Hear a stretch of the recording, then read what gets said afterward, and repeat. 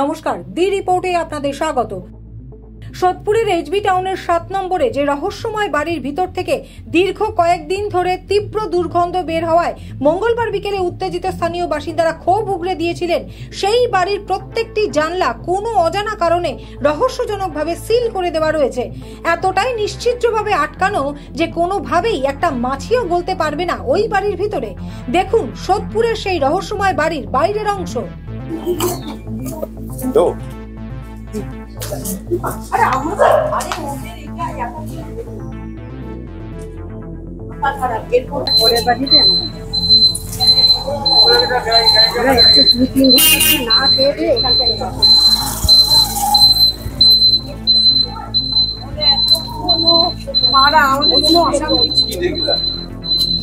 ঢুকতেই তো মালা বললে এখানে 15 কুকুর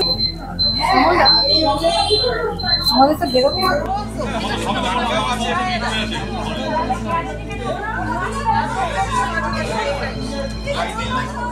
বাড়ির ভেতরে প্রচুর পথ কুকুর রাখেন বাড়ির বাসিন্দা। তাদের জন্য ঘরে মজুত করা মাংস থেকেই কি দুর্গন্ধ ছড়াচ্ছে এলাকায়? শুনুন এক স্থানীয় বাসিন্দা সুমন তলাপাত্রের কি অভিযোগ। দেখুন, উনি প্রথম থেকে 3 বছর হলো এখানে বাড়িটা কিনেছে।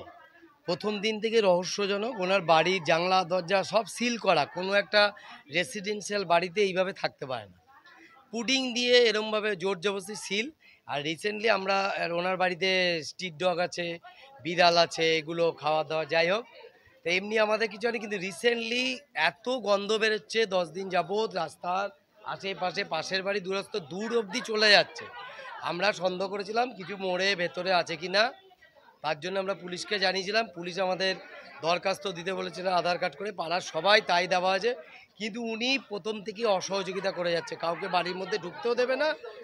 আমাদের তো অসুবিধা হচ্ছে, বাড়িতে কারো অসুস্থ বয়স্ক মহিলা রয়েছে, বাচ্চা কাচ্চা, মানে গন্ধে আমরা টিকতে পারছি না, এতে আমাদের তো রোগ হতেই পারে।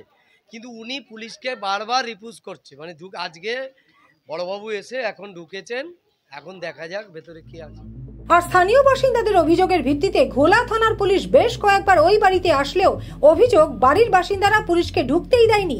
এলাকার বাসিন্দারা তীব্র দুর্গন্ধে অতিষ্ঠ হয়ে ফের অভিযোগ জানালে অবশেষে মঙ্গলবার বিকেলে ওই রহস্যময় বাড়িতে হানা দেয় ঘোলা থানার বিশাল পুলিশ বাহিনী। বাড়ির মূল গেটে তালা বন্ধ থাকায় পুলিশ পাঁচিল টপকে ওই বাড়ির ভিতরে ঢোকে। বাড়ির ভিতরের তল্লাশি দাবি জানাতে থাকেন ক্ষুব্ধ স্থানীয় বাসিন্দারা।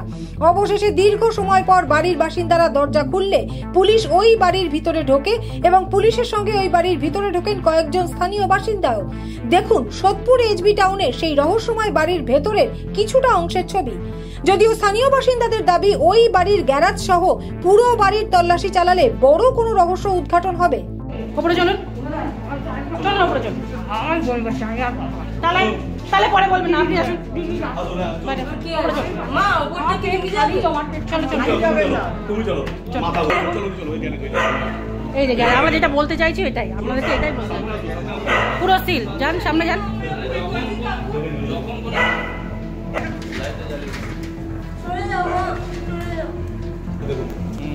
দেখে নিন দেখে নিন।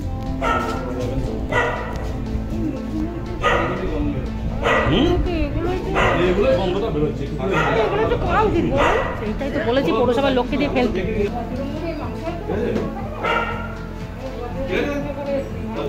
ওই ঘরে যদি দেখার থাকে ওইদিকে দেখে নিন।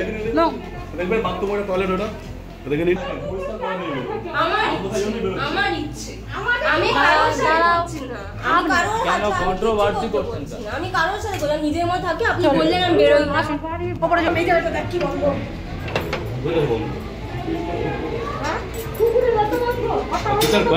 হয় কুকুরকে চান্দা ঠিকঠাক না খাওয়ালে হয়।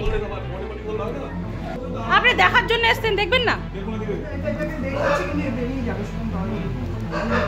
কুকুর আছে এদিকে, ওই কোনো মনে আছে।